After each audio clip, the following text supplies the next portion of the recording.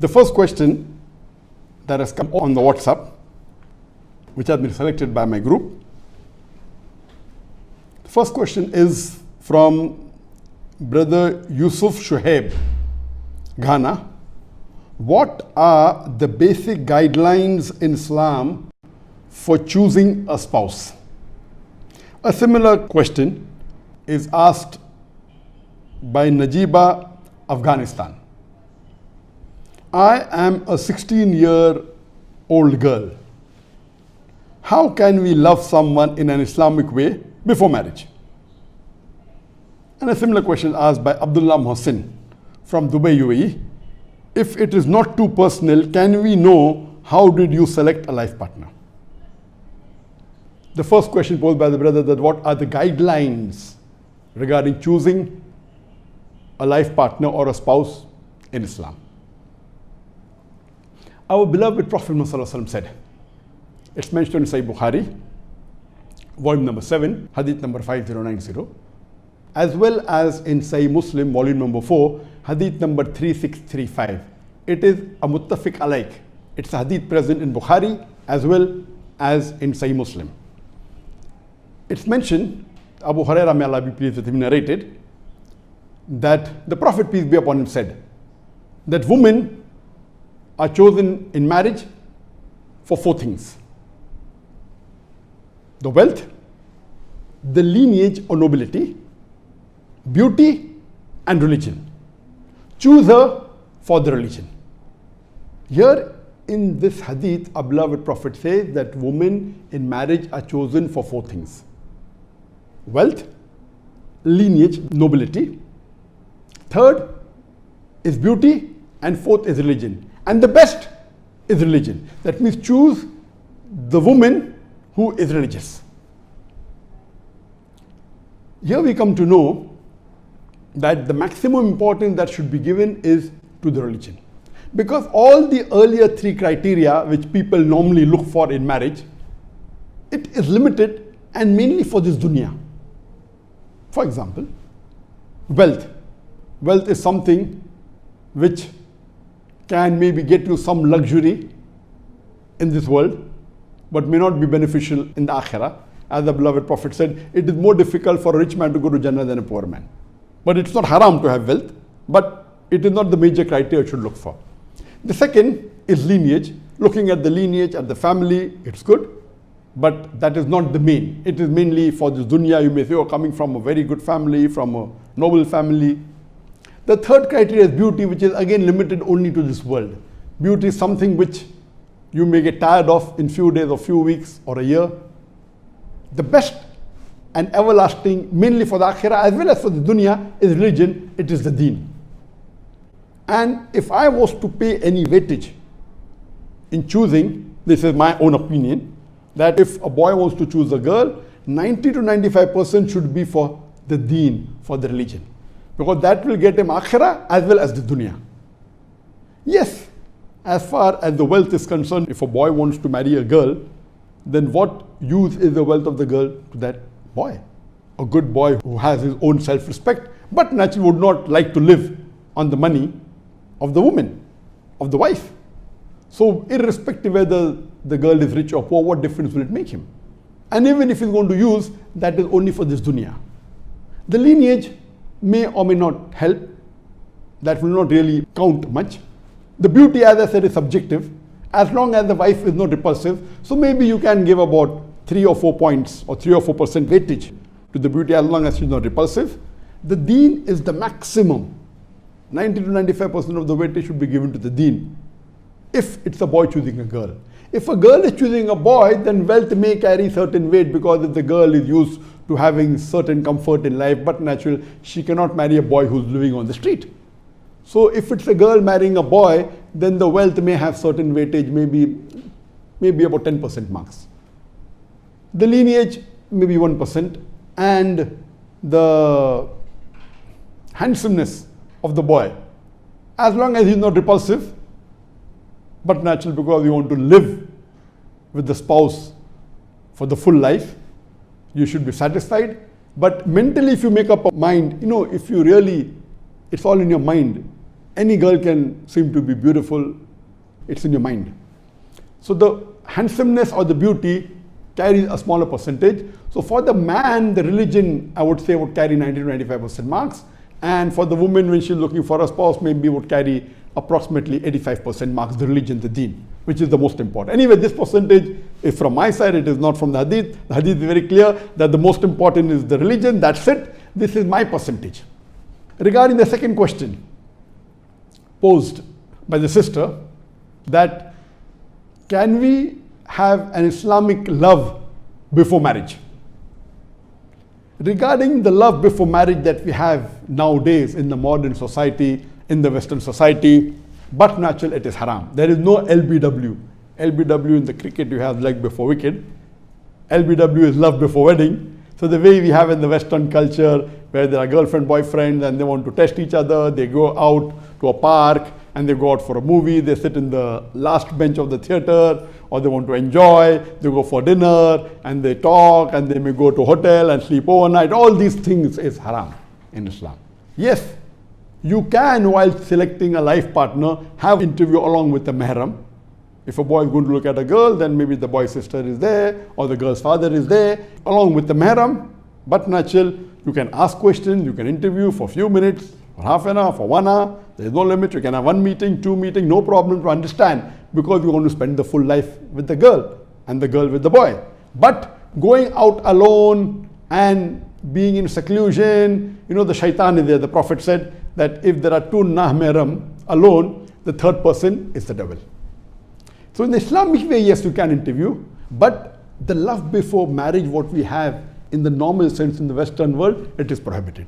Islamic way, yes, you can have. For example, you may know, the girl may know of a boy who is Islamic, who is very religious, who has high taqwa, who prays 5 times salah in the mosque, and is a da'i, and the girl may want to have a good life partner. So Islamically what she does is that she proposes to the boy who she thinks is religious through her father or through a brother, or the parents of the girl go and meet the parents of the boy, and in the Islamic way it's possible. So this sort of love, because you like the religious values and the deen in the boy, it is permissible. Islamically, if you go ahead following the rules and regulation, not breaking the Sharia, it is possible in this way, if you want to call it love before marriage, because you like the religious aspects in the boy, or the boy likes the religious aspects in the girl. In this way, not breaking any rules of the Islamic Sharia, then you can call it a sort of love before marriage Islamically, but seeing to it that you don't break any of the rules of the Sharia. As far as the third question posed to me is that if it's not too personal, the brother would like to know that how did I select my life partner?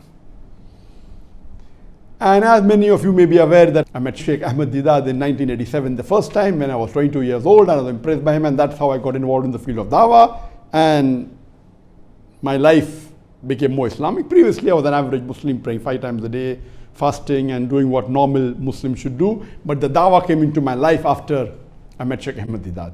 And once I started doing dawah, and by Allah's grace, alhamdulillah, I realized that I was good in debating, I was good in convincing. So I thought, as far as choosing a life partner for me, inshallah, no problem. Any girl I marry, I will be able to convince her maybe in a few weeks or a few months, or no problem, the girl I'll be able to convince. This was in the initial stages when I was a novice, when I didn't have much knowledge. But naturally, later on, as the years passed, I realized that very important, reading the hadith of the Prophet and knowing the other aspects of Islam, that choosing a life partner is very important. And at that time, I thought that the right age for a Muslim boy to get married is 25. That was my idea at that time. Now it may be a little bit earlier. So at that time, I thought that 25 years is the best time for a person to get married, when he finishes his graduation and he can marry. And at the age of 25, when I started to look for a girl, and realizing, having more knowledge of the deen, reading the hadith and the Quranic verses, my criteria was based on the hadith of the Prophet ﷺ, which is in Bukhari and Muslim, that while choosing a girl, you look for 4 things.